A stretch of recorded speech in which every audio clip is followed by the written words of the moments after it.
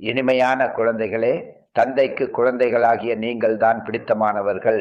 தந்தை உங்களைத்தான் முன்னேற்றுவதற்கான ஸ்ரீமத் கொடுக்கிறார். எப்போதும் ஈஸ்வரிய வழிப்படி நடந்து தன்னை தூய்மையாக்கிக் கொள்ளுங்கள். உலகில் அமைதியானது மகாபாரத சண்டைக்கு பிறகு தான் ஏற்படும் என நீங்கள் அறிவீர்கள். ஆனால் அதற்காக நீங்கள் முன்னதாகவே தயாராக இருக்க வேண்டும்.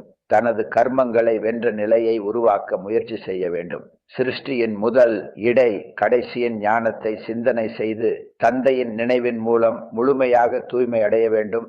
அப்போது இந்த சிருஷ்டியில் மாற்றம் ஏற்படும். ஞானத்தின் தாரணை செய்வதற்காக தூய்மை அடைந்து புத்தி எனும் பாத்திரத்தை சுத்தமாக்க வேண்டும். வெறும் பேரளவு ஞானி ஆகக்கூடாது. தந்தைக்கு முன்னால் நேரடியாக அனைத்தும் அர்ப்பணம் செய்து ஸ்ரீமத் படி நடந்து 21 பிறவிகளுக்கு ராஜ்ய பதவியை அடைய வேண்டும். ஒவ்வொரு சக்தியையும் காரியத்தில் பயன்படுத்தி விருத்தி செய்யக்கூடிய சிரேஷ்ட செல்வந்தர் அல்லது புத்திசாலி ஆகுக. புத்திசாலி குழந்தைகள் ஒவ்வொரு சக்தியையும் காரியத்தில் பயன்படுத்தும் விதியை அறிவார்கள்.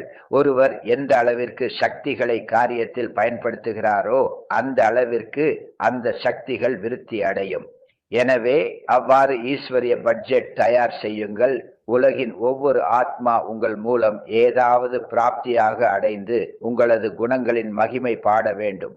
அனைவருக்கும் ஏதாவது கொடுத்தே ஆக வேண்டும். முக்தி கொடுங்கள் அல்லது ஜீவன் முக்தி கொடுங்கள்.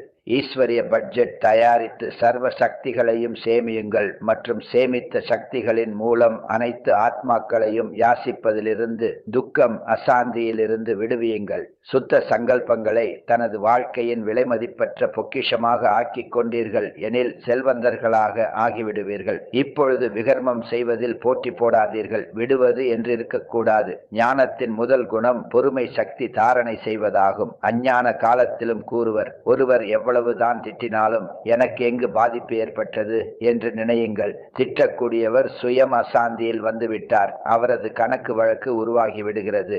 ஆனால் நானும் அசாந்தியில் வந்துவிட்டேன், ஏதாவது கூறிவிட்டேன் எனில் அது எனது விகர்மமாக ஆகிவிடும்.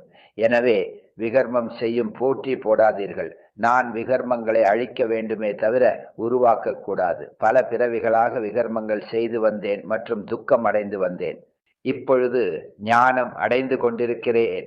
இந்த 5 விகாரங்களை வெல்லுங்கள். விகாரங்களின் விஸ்தாரமும் இருக்கிறது.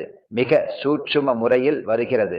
சில நேரம் பொறாமை வந்து விடுகிறது எனில் இவர் இவ்வாறு செய்திருக்கின்றார், நானும் ஏன் இவ்வாறு செய்யக்கூடாது என்று நினைக்கின்றனர். இது மிகப்பெரிய சூட்சுமமாக தவறாகும். தன்னை தவறற்றவர்களாக ஆக்க வேண்டும். ஒருவர் ஏதாவது கூறிவிட்டால் இதுவும் என்னுடைய பிரீட்சை என்று நினையுங்கள். எனக்குள் எவ்வளவு பொறுமை சக்தி இருக்கிறது. நான் அதிகம் பொறுத்து விட்டேன் என்று கூறி ஒரு முறை ஆவேசத்தில் வந்துவிட்டால் கடைசியில் தோல்வி அடைந்து விட்டார். யார் கூறினாரோ அவர் தன்னை கெடுத்துக் கொண்டார். ஆனால் தன்னை சீராக்க வேண்டுமே தவிர கெடுத்துக் கொள்ளக்கூடாது. ஆகையால் நன்றாக முயற்சி செய்து ஜென்ம ஜென்மங்களுக்கு நல்ல பிராப்திகளை உருவாக்க வேண்டும். மற்றபடி யார் விகாரங்களுக்கு வசமாகி இருக்கிறார்களோ, யாரிடத்தில் பூதம் பிரவேசமாகி இருக்கிறதோ, பூதங்களில் வார்த்தைகள் இவ்வாறு தான் வெளிப்படும். ஆனால் யார் தெய்வீக ஆத்மாவாக இருக்கிறார்களோ அவர்களது மொழி தெய்வீகமானதாகத்தான் வெளிப்படும். எனவே தன்னை தெய்வீகமாக ஆக்கிக் கொள்ள வேண்டுமே தவிர அசுரர்களாக அல்ல. சகஜ யோகி ஆக வேண்டும் என்றால் பரமாத்ம அன்பின் அனுபவி ஆகுங்கள்.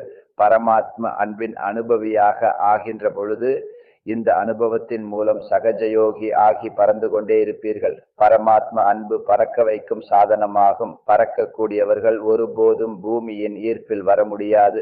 மாயை எவ்வளவுதான் ஈர்க்கக்கூடிய ரூபத்தில் இருந்தாலும் அந்த ஈர்ப்பு பறக்கும் கலையில் உள்ளவர்களிடம் சென்றடையாது. நல்லது. ஓம் சாந்தி.